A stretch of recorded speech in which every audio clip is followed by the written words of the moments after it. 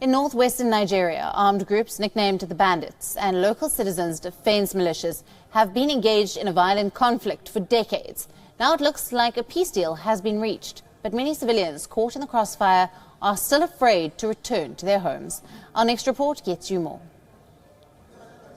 In this local government office in northwest Nigeria, local farmers organised into citizens' militias are cautiously laying down their arms.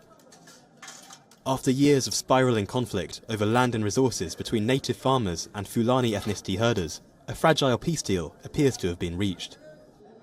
In exchange for ending hostilities, local authorities in the Zamfara region have promised new employment opportunities for the militia members and the so-called Fulani bandits.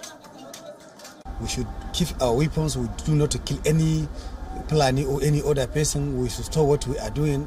Based on his advice, we accept, that's why now we be a normal people.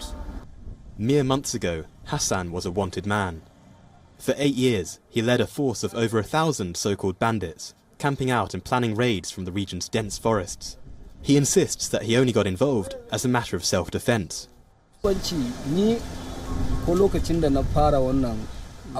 They set fire to my village and killed my parents. What were we supposed to do? Just wait and let them carry on attacking us? But he and many of his fighters have now handed in their weapons under the government's amnesty program. Hassan has already seen improvements to his daily existence.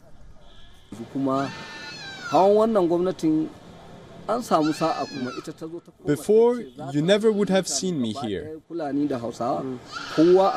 I was living in the bush with my men. Today, the different communities coexist, and I can move around freely.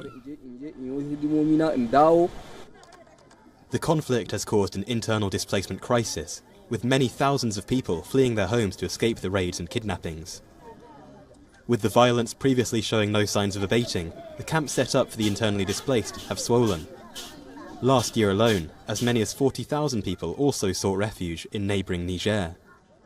In light of the new deal, authorities are now encouraging people to leave the camps and return home, but not everyone is convinced.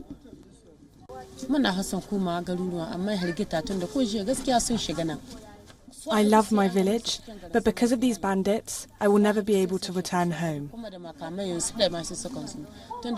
Even if they have left the big cities, they are still in the bush. They terrorize us.